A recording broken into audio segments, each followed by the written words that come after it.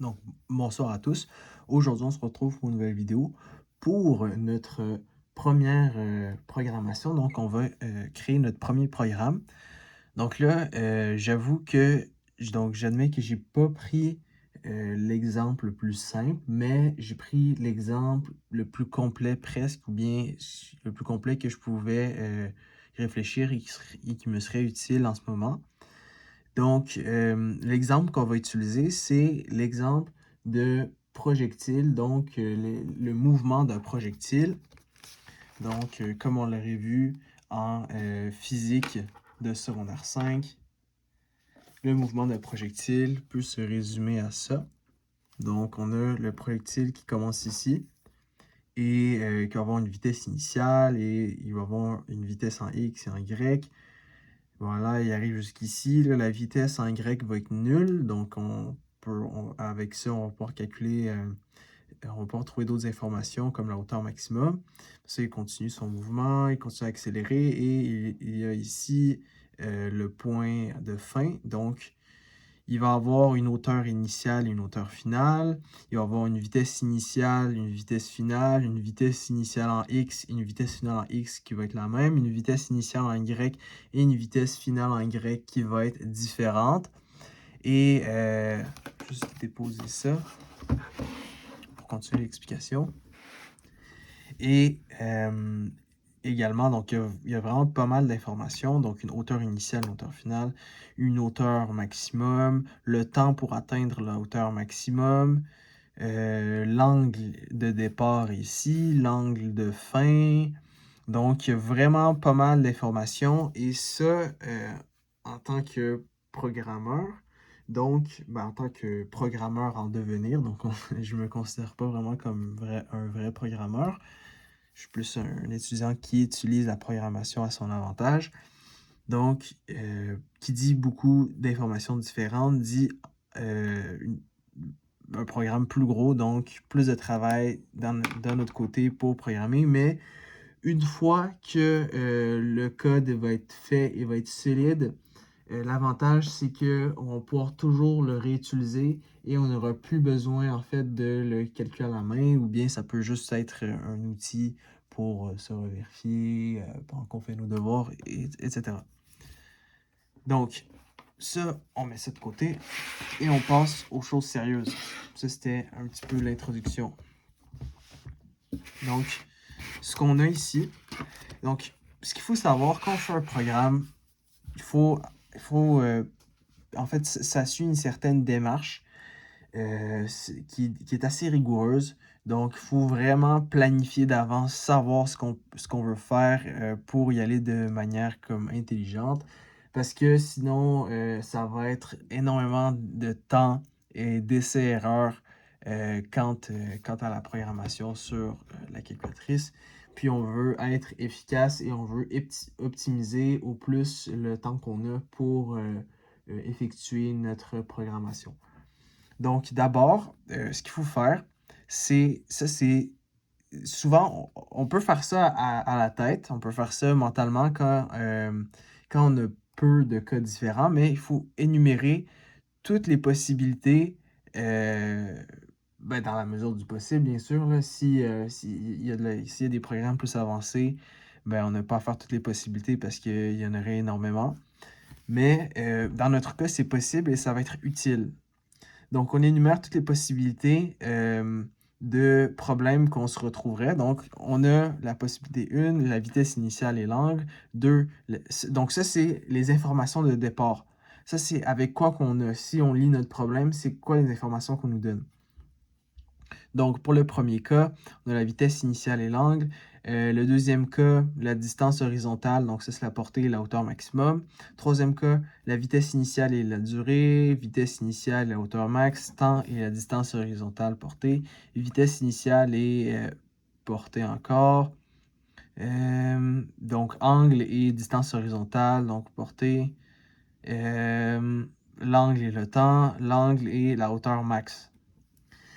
Donc, c'est ça. Ça, c'est la première chose. Il faut vraiment sortir toutes les possibilités. Quels sont les problèmes qu'on pourrait faire face dans la vie de tous les jours? Parce que pour moi, après ça, ça dépend des gens. quand je fais de la programmation, c'est pour résoudre des problèmes concrets. C'est pour me faciliter la tâche. Si demain on me donne 100 problèmes de projectiles, au lieu de faire les 100 problèmes à la fois, je vais me poser au début pour faire les problèmes types, donc les problèmes qui sont récurrents, donc tous les problèmes possibles. Et une fois que ça c'est fait, je vais pouvoir faire un programme solide qui aura la capacité de résoudre chacun des problèmes types. Donc, une fois qu'on est capable de résoudre un problème type, on est capable de tous les résoudre. Donc, si je suis capable de programmer, donc ce qu'on va faire aujourd'hui, c'est qu'on va effectuer la première situation, donc la situation vitesse initiale et langue. Si on est capable de faire un bon programme solide qui résout avec ces informations de départ-là, ben, tous les mêmes problèmes qui ont ces informations de départ vont se faire en un claquement de doigts. Donc, en quelques millisecondes, le temps que la calculatrice les calcule. Donc, une fois que ça c'est fait, ce qu'il faut faire, c'est reconnaître les données qu'on aura travaillé avec et poser ces données-là en tant que variables. Donc là, vitesse initiale, moi je l'ai mis V. Petite parenthèse, ça c'est important. Dans les calculatrices, donc ici Voyage 200, donc les calculatrices, donc TI 89 et Voyage, ça ils sont ensemble, et TI 89 Titanium aussi. Et bon, tout ce qui était 84, 83, 82, tout ça, le problème, ben, un des inconvénients forts selon moi, que ça aurait été bien qu'ils puissent ne pas les avoir, c'est que on n'a pas la possibilité de faire du subscript.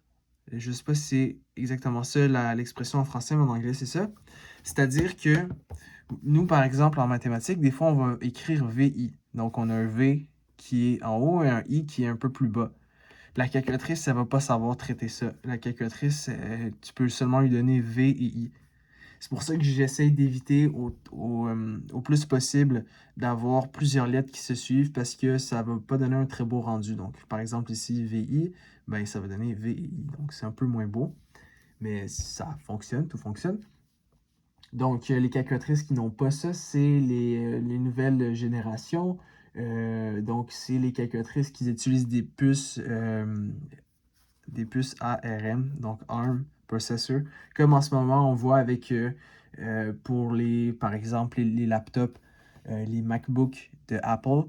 Avant, ils utilisaient des puces comme i5, i7, ils utilisaient des puces Intel, mais maintenant ils utilisent des puces manufacturées par Apple, donc les M1, M2, etc., M3.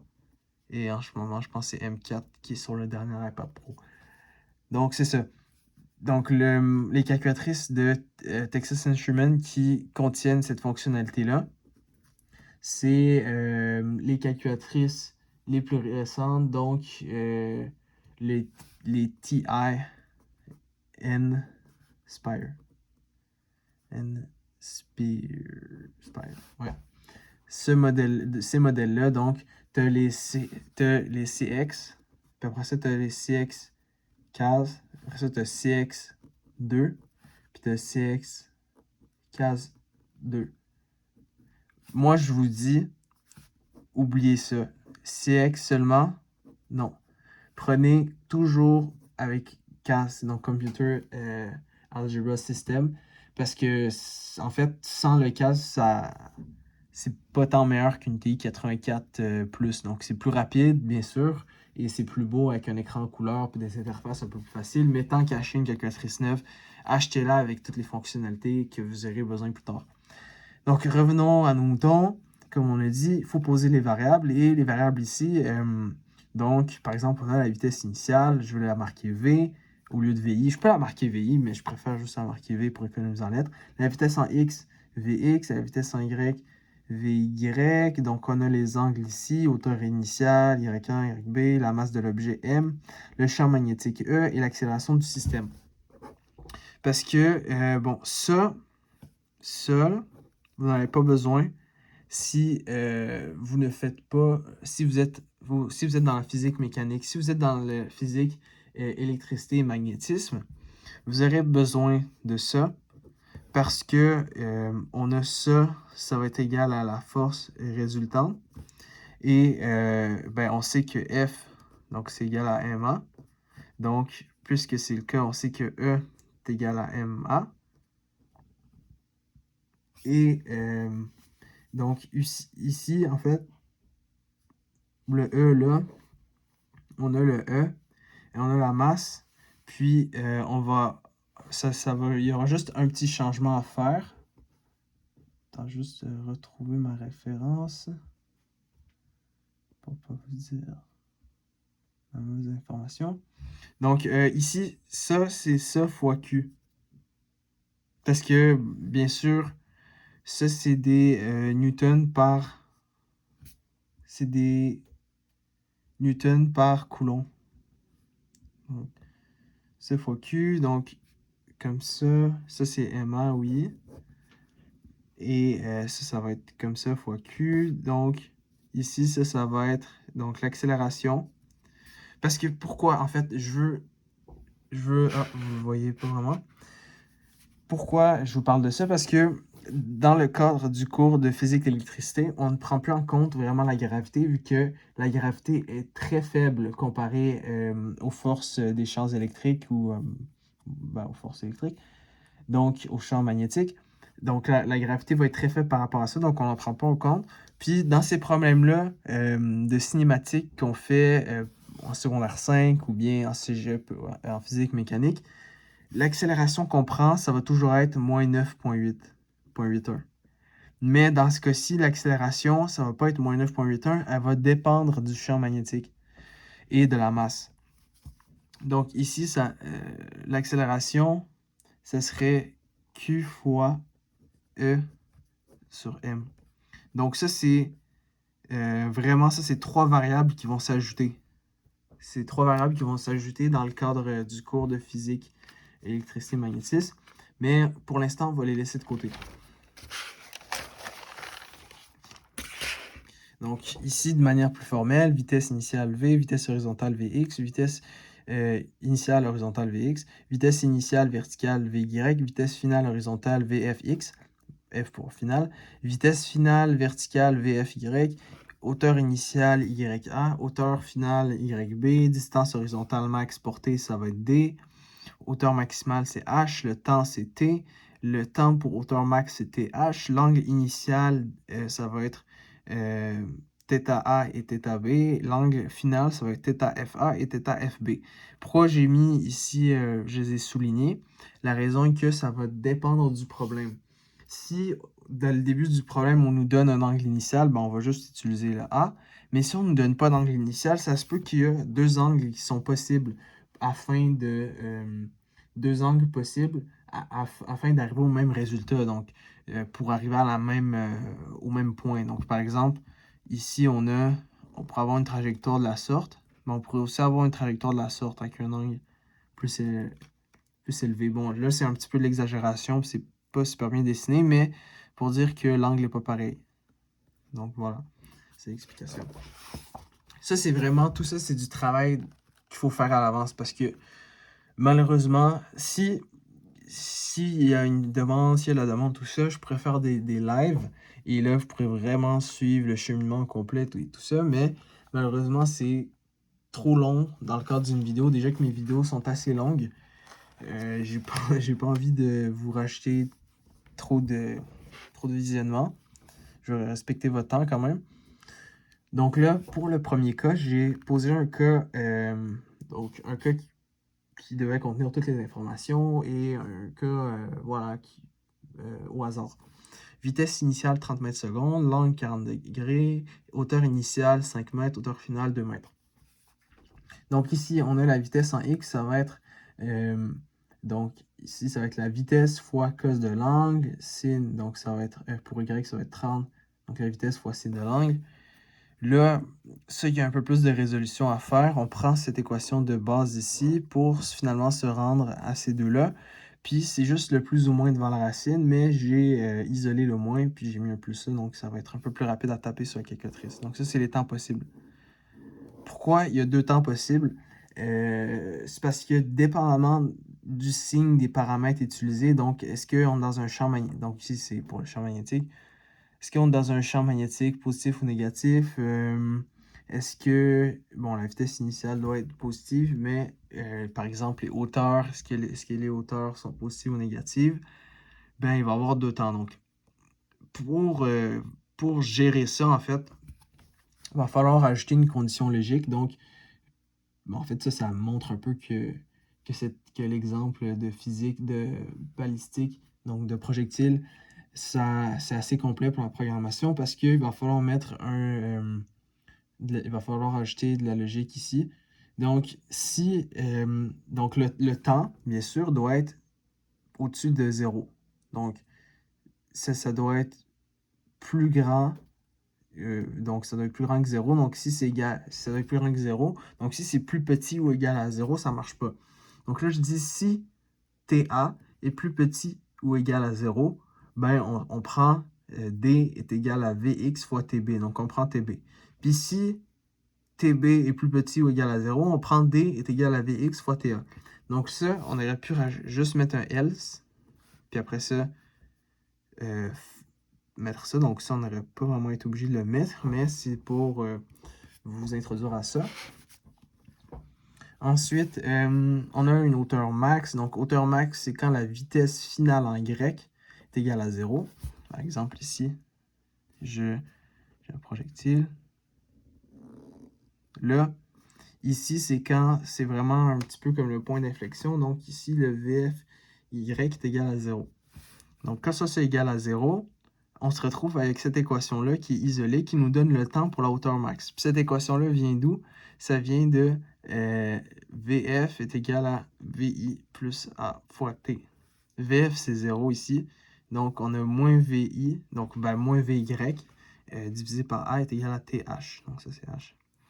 Ensuite, ici, ce que je voulais trouver là, c'est la hauteur maximum atteinte. Donc, ça, c'est la hauteur. C'est égal à YA plus TH. Donc, le temps pour arriver à la hauteur max. Plus une demi-A fois TH à la 2. Ça, donc, j'ai remplacé cette expression que j'ai trouvée, je l'ai mis là-dedans. Voilà. Bon, ça, c'était... J'ai une petite erreur de ma part. J'ai oublié de sortir un A. Donc, en fin de compte, on se retrouve avec ça.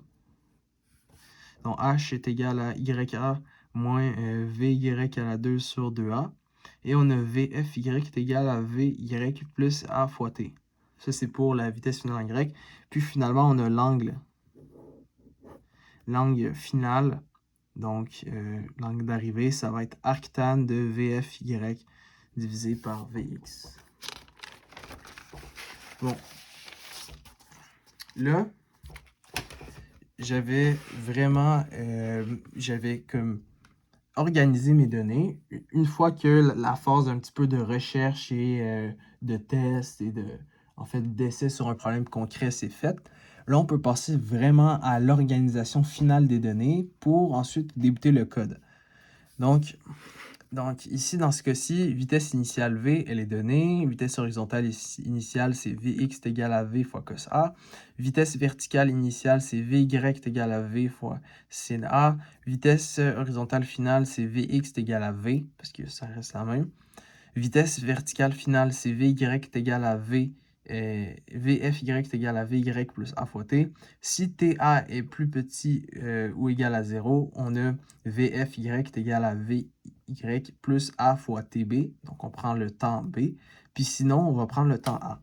La vitesse finale tout court, ça va être grâce un petit peu au théorème de Pythagore. Donc, ça va Vf est égal à Vfx à la 2 plus Vy à la 2.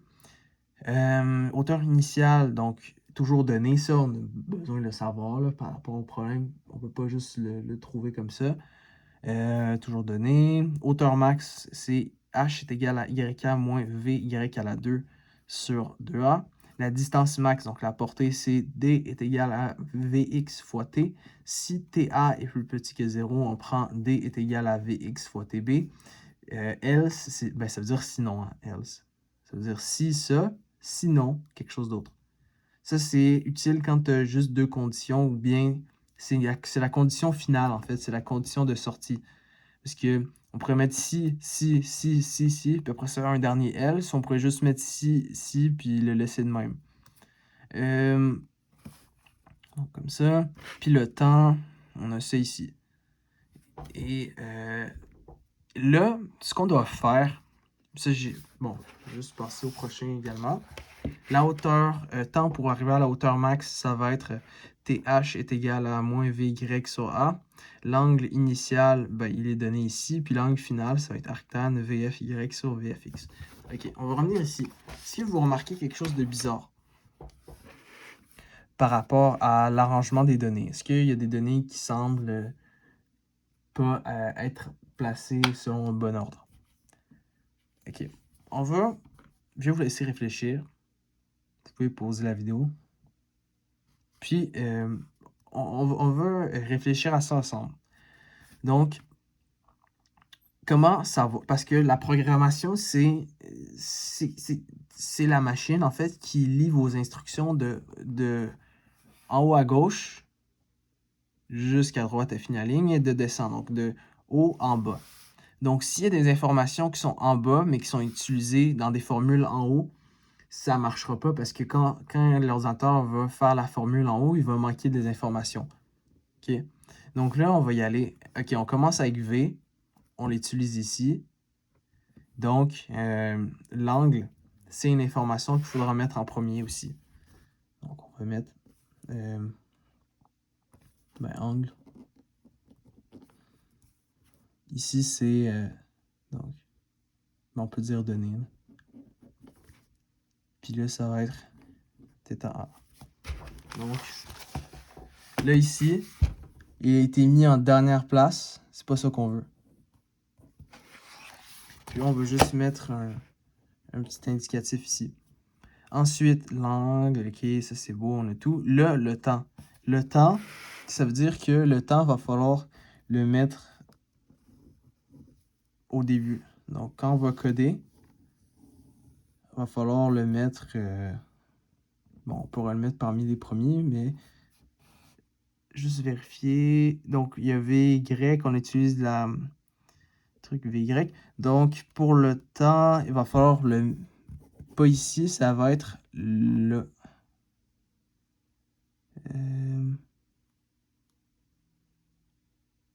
ouais. Voilà. Donc, une fois qu'on a trouvé ça, on peut pouvoir faire le temps. Et ça, c'est un petit peu le cheminement de pensée. Après ça, pour l'affichage, c'est une autre chose. Quand on va... Parce que l'affichage, ce que ça fait, c'est que ça utilise tout ce qui a été calculé juste pour l'afficher. Donc, pour l'affichage, il n'y a pas d'ordre qui est important vu que toutes les données sont déjà stockées, toutes les données sont calculées, trouvées, tout va bien. Donc, on pourrait garder le même ordre d'affichage, mais pour le codage, je vais vraiment utiliser cet ordre-là du temps qui se place ici et de l'angle qui est en premier. D'accord. Donc, on se lance dans le bain. Avant ça, je vais vous présenter deux programmes types. Donc, ce qu'on va faire, c'est qu'on va aller dans Varlink. Je vais zoomer pour que vous voyez bien. On va aller dans Varlink et on va voir un programme qui pourrait nous intéresser.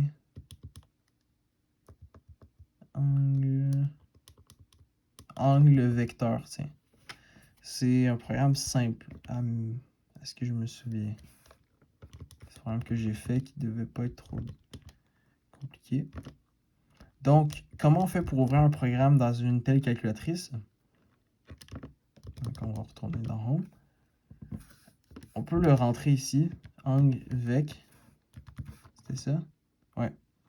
On peut le rentrer ici et il faut mettre, on le rentre dans le Home, donc la même place que vous faisiez vos calculs, mais il faut écrire le nom, puis mettre deux parenthèses et Enter. Donc ici, entrer un vecteur, donc on va faire le vecteur 3, 4.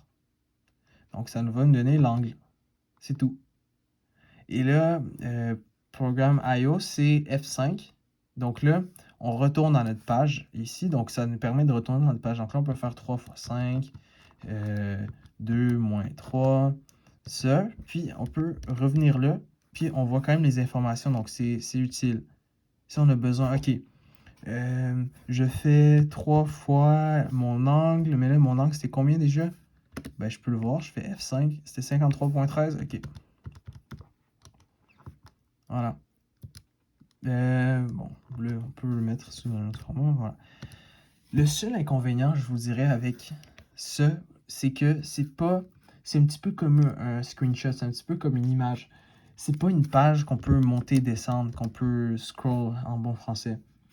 Donc, ça va être seulement les dernières informations qui vont être gardées, qu'on va pouvoir les voir ici. Donc, si on a plus d'informations qu'on veut garder, qu'on veut afficher, tout ça, il va falloir les mettre dans nos variables. Il va falloir ne pas effacer nos variables à la fin de notre programme. Donc, je vais passer à travers, ce programme type simple, donc que j'ai fait par moi-même. Donc, on va aller dans l'éditeur de programme, on va faire Open, puis là, Main, et là, on va faire, c'était angle vec. OK, je peux expliquer chaque ligne. Donc, ça, c'est le nom qu'on donne. Ça, c'est pour dire programme. Et là, ce qu'on fait, la commande clear IO, c'est... donc là, vous voyez avec mon curseur, là, je pense. Oui. Clear IO, ça va nous permettre d'effacer cette page-là. La page F5, c'est ou bien juste l'image, en fait, du programme. Ça va permettre d'effacer tout ce qui se retrouve dessus, puis de partir à zéro. Donc là, si je sélectionne et je fais commande X, je l'enlève et que là, donc quand ça quitte, ça enregistre le programme automatiquement. Que là, je recommence.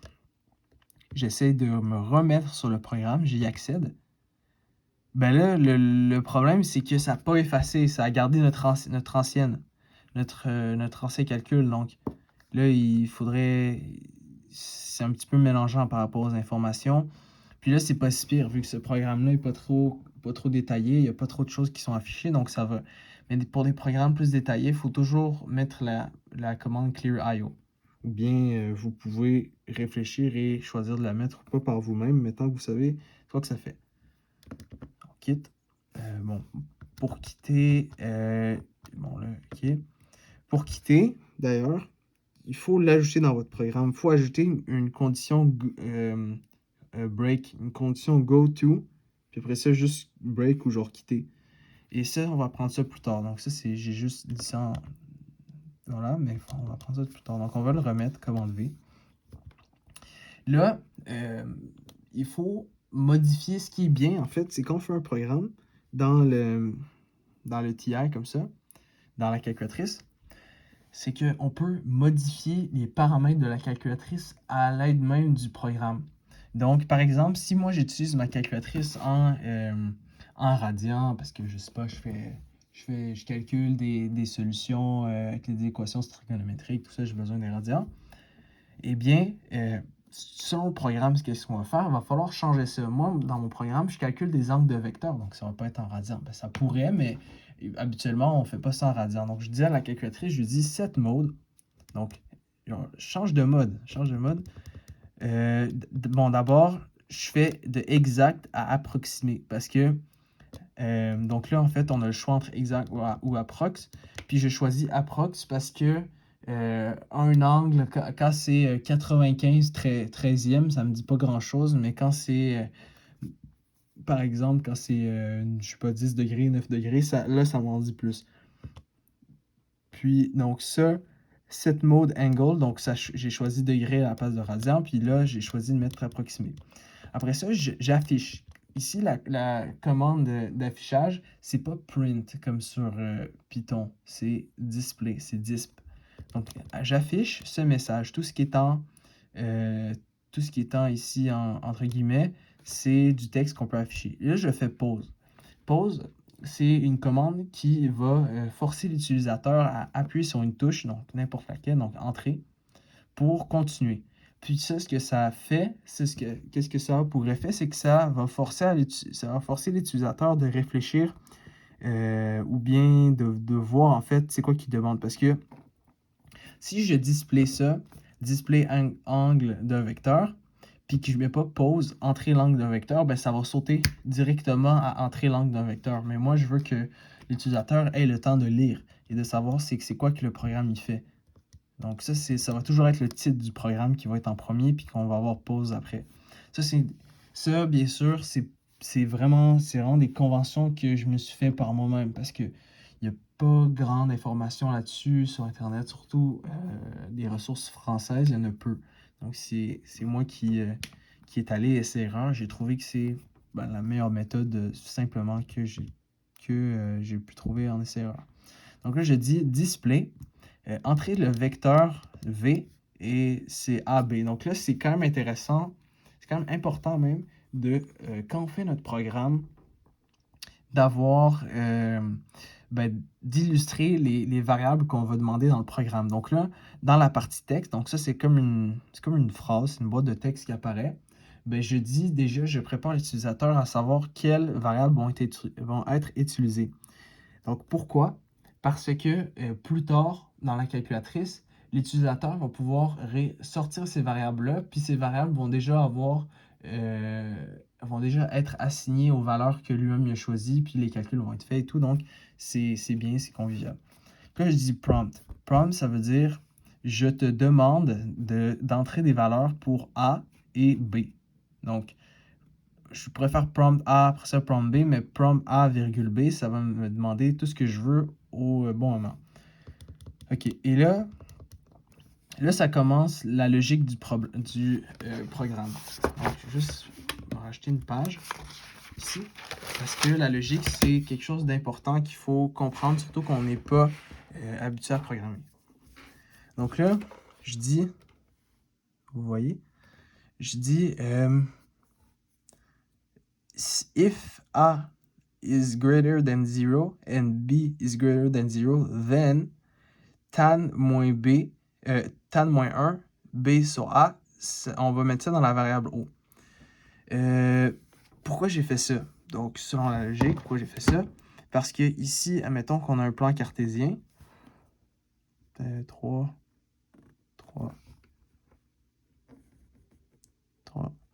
J'ai un plan cartésien. Là, on sait qu'il peut y avoir différents vecteurs qui sont dans les 4 cadrans. Puis vraiment, l'attrait de ce programme-là, c'est qu'il va toujours donner le bon angle, donc la bonne mesure. Donc, il fait la conversion automatique. Donc là, bon, ça fait beaucoup de flèches. Mais par exemple, j'ai un angle ici, ça, c'est 45 degrés. J'ai un angle comme ça. Ça pourrait être 130 degrés, par exemple. Ça, c'est les mesures que je veux. J'ai un angle comme ça va être 260, ça pourrait être 230, là, par exemple. Et j'ai un angle comme ça pourrait être 320, tu sais. Ça, c'est ce que la calculatrice va me donner parce que je vais lui dire exactement quoi faire. Parce que si on fait juste à chaque fois de faire tan B sur A, tan B sur A, tan B sur A, ça va pas toujours donner le bon format. Parce que nous, on veut vraiment tout le tour comme ça. Si on fait ça, ça va juste nous donner l'angle le plus petit des fois, ou ça, par exemple, ici dans ce vecteur-là, ça pourrait nous donner juste cet angle-là, mais nous, c'est pas ça qui nous intéresse. Parce que ça, je le dis, c'est quand même important. Quand on fait un programme, il faut essayer qu'il réponde à tous nos besoins automatiquement. Parce que si on fait un programme, il répond juste à un besoin, puis on doit faire d'autres manipulations à la main, comment l'expression en anglais, it defeat the purpose. Ça fait que le programme, il sert à moins de ce qui aurait pu servir. Donc, il y a une utilité moins grande. Donc, je vous conseille de quand vous faites un programme, mettez une liste de priorités des utilités, de choses utiles. Mettez-les en ordre de priorité et allez-y, puis essayez de tous les avoir. C'est sûr que des fois, il va falloir faire des compromis quand on fait les programmes parce qu'il n'y a pas tout qui est possible, malheureusement, avec les calculatrices Texas Instruments, mais il y en a quand même beaucoup qui est possible, souvent plus qu'on le pense. Donc, c'est comme ça améliore notre qualité de vie en tant qu'étudiant ou en tant qu'amateur de programmation ou de mathématiques ou de physique. Donc, utilisez-les en plein potentiel. Donc là, je dis si A et B sont plus grands que 0, donc c'est ce cas-ci, ben là, on fait tout simplement tan B sur A, on ne change rien. Je dis si A est, donc ici, si A est plus petit que 0 et B est plus grand que 0 ou B est plus petit que 0, donc là, ce que j'ai fait, c'est que j'ai combiné ces cas-là. A est plus petit que 0, B est plus petit, j'ai combiné ces cas-là. Voilà. Et là, si A est plus grand que 0 et B est plus petit que 0, ben là, ça, c'est ce cas-là. Et c'est quand même bien. On pouvait tout séparer les cas, mais ça, c'est un petit bout de... Ça paraît que le programme est un peu plus poli. Poli dans le sens... il est plus travaillé parce que j'ai pu, comme vous voyez ici, j'ai pu combiner des cas, donc j'ai pu sauver des lignes de code. Et ça, c'est quand même bien. Mais ça se fait après. Donc, voilà. Et là, je fais end if. Donc, à chaque fois que je commence sur un if, ça me met un then. Donc, je mets un if, je mets ma condition. Je dis si ça et ça, alors fais ça. Puis end if, ça veut dire la condition est finie, on passe à autre chose. Et là, finalement, je dis display. Je dis affiche. Donc, j'affiche l'angle. Puis là, je mets θ est égal à l'angle. Puis je mets pause. Puis là, ça veut dire que c'est fini. Une fois que j'ai fini, j'ai appuyé sur Enter, l'utilisateur a appuyé sur Enter, le programme est fini. Je remets en mode la calculatrice en mode exact parce que moi, j'aime travailler en mode exact parce que dans le menu, parce que je peux juste faire ça, ça me donne approx. Puis ensuite, je dis delvar, donc delete variables, puis je mets les variables utilisées. Bon, ça, c'est pas obligé, ça dépend du but du programme. Si le but du programme, c'est vraiment d'utiliser les variables trouvées, par exemple, dans un programme de série de Fourier où on a nos coefficients, donc ça, c'est vous allez voir ça plus tard. Donc, si on a un programme de série de Fourier où on a nos coefficients, ben, je veux réutiliser mes coefficients, ben là, je ne vais pas les effacer. Je viens de les trouver, je ne vais pas les effacer. Mais dans un programme simple comme ça, ben, je vais effacer comme ça. Mes variables vont être libres et propres, donc on pourra les utiliser. Ça, c'est un programme simple. Ensuite, pour un programme un peu plus complexe, pas très compliqué non plus, mais un peu plus complexe, parce que, bon, petite parenthèse, moi, je trouve vraiment que la programmation sur ça, c'est satisfaisant, c'est apaisant, voilà, c'est comme un casse-tête.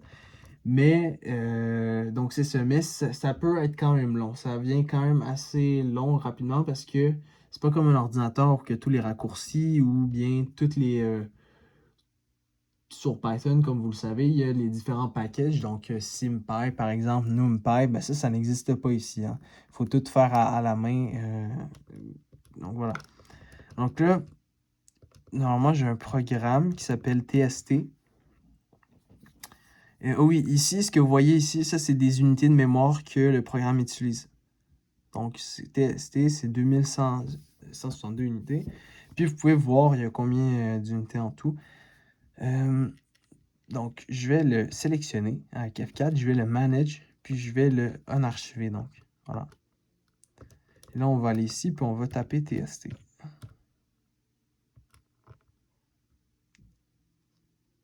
Donc, ça, c'est un programme spécial parce que c'est pas comme les programmes qu'on a vus que dès qu'on entrait, il nous demandait de faire des choses.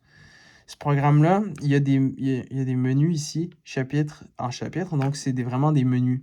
Ces menus-là contiennent d'autres programmes. Donc ça, ce qui est utile, c'est que lorsqu'on travaille sur une matière ou bien vraiment, non, moi je dirais vraiment une matière au complet, au lieu de faire un programme pour toute la matière, c'est mieux de faire plein de petits programmes pour chaque élément de la matière. Pourquoi? Vraiment, ça c'est un bon élément de réflexion pour, en fait, bon là, je vous le donne, mais que vous aurez eu à faire par vous-même. Parce que quand vous faites un programme, ben, même si vous utilisez seulement une partie du programme, le programme, il doit ouvrir, il doit charger chacune des lignes de code. Donc, si par exemple, j'ai un programme, PRGM, qui contient en fait 20, on va dire 20 éléments. Et chaque élément, il peut y avoir 50 lignes de code. Donc ça, c'est un petit peu gros quand même, mais pour là-dessus. Mais quand même, c'est possible.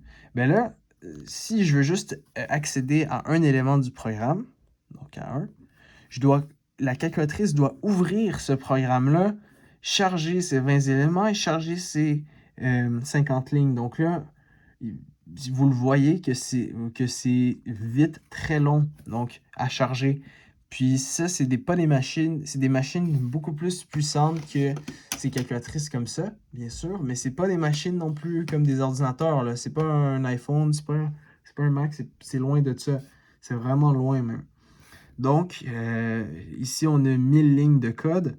C'est pas très avantageux. C'est pas une très bonne chose. Si, par exemple, vous faites un programme avec 50 lignes, un programme, 50 lignes, etc., etc., etc., jusqu'au... bon, ça, c'est le numéro 1, numéro 2, jusqu'au numéro 20. Un programme, 50 lignes. Là, c'est bien. Si je veux juste, par exemple, calculer l'angle d'un vecteur, je vais prendre le programme 1, ça va charger très vite quand même, et je vais pouvoir faire ce que je veux, puis quitter le programme et tout. Mais là, le problème, c'est quand je travaille sur une matière qui a beaucoup d'éléments qui sont possibles à programmer, il faut s'y retrouver à un moment donné. C'est pas si facile. Ben là, ce qu'on peut faire, c'est... donc là, en fait, là, on est comme bloqué. On est obligé, soit on les met tous ensemble, donc on va pas perdre la trace d'un programme, parce que je vous dis, quand vous en faites beaucoup et que, en fait, les calculatrices comme ça, ils ont des particularités, on peut pas nommer un programme comme on veut. Il doit respecter un certain nombre de lettres et ne doit pas contenir de chiffres, je pense. Donc, c'est 8 caractères. Eh bien, on peut pas nommer une infinité de choses à 8 caractères, puis souvent, c'est des abréviations d'abréviations, puis on se perd. Donc, comment faire?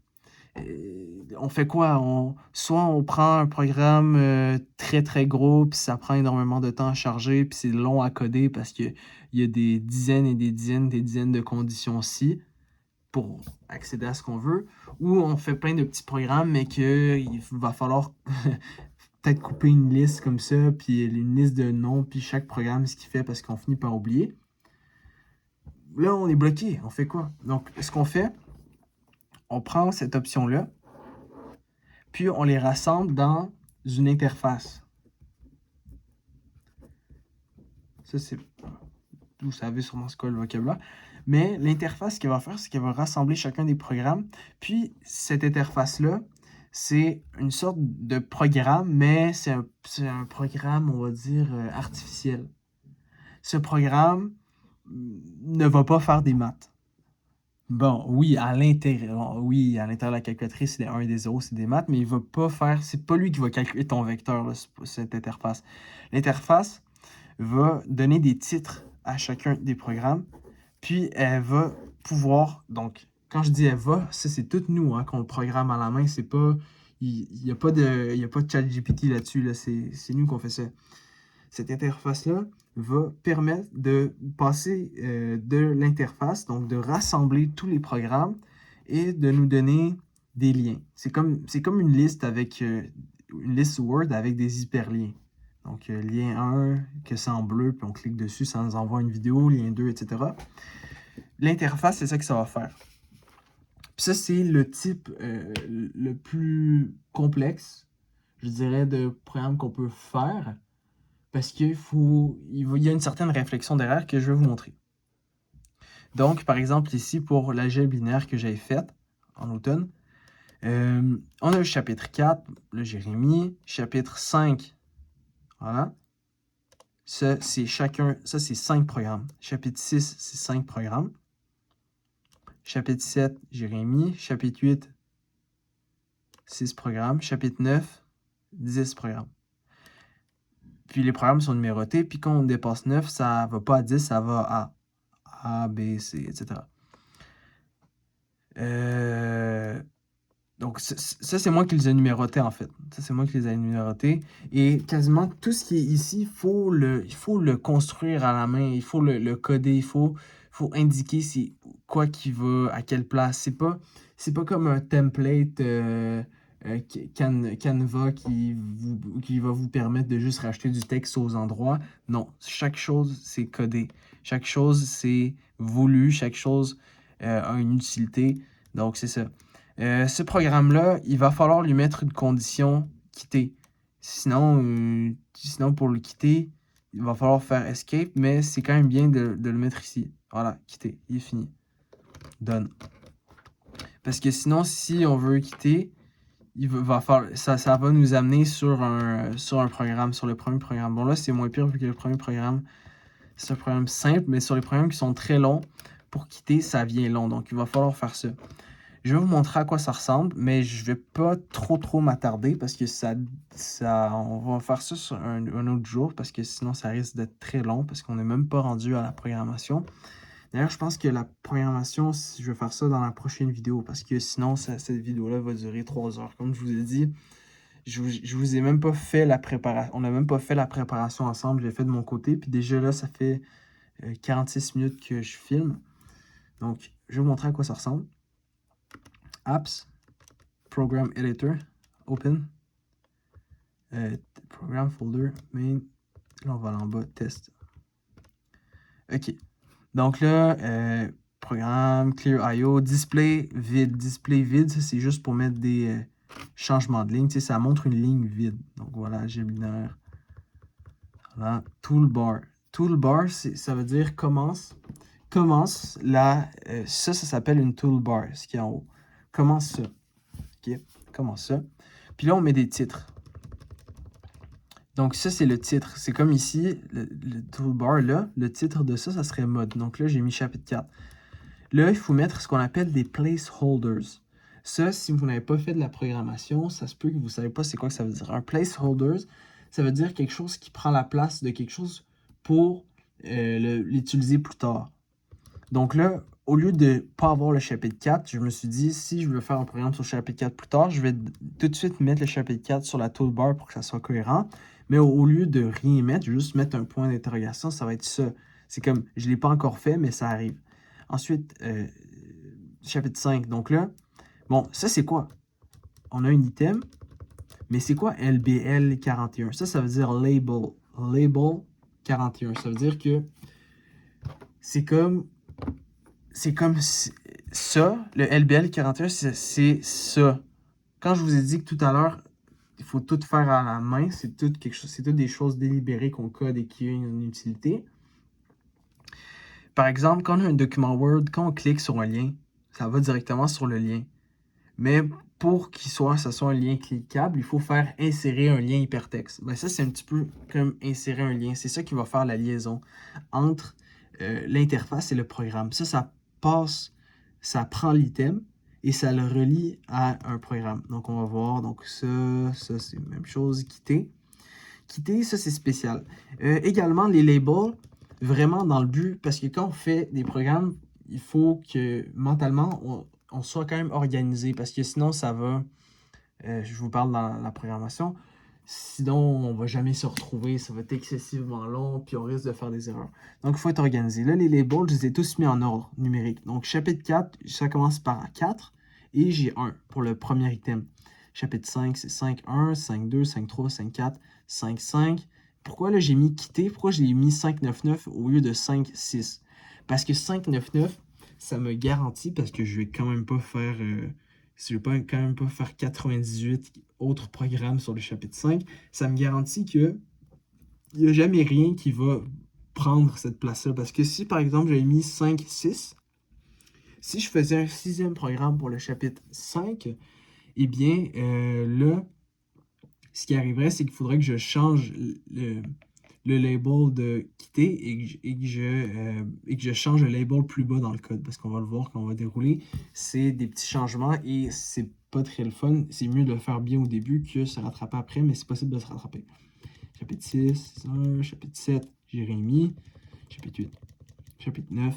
Et là, on arrive end T-bar, ça veut dire end toolbar. Donc là, on a fini cette section, on a fini de programmer l'apparence de toolbar. Parce que là, c'est ce qu'on a fait. On a programmé l'apparence de toolbar, puis on a placé des hyperliens.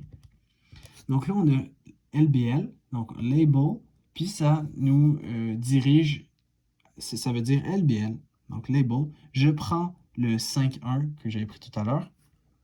On va zoomer. Pardon.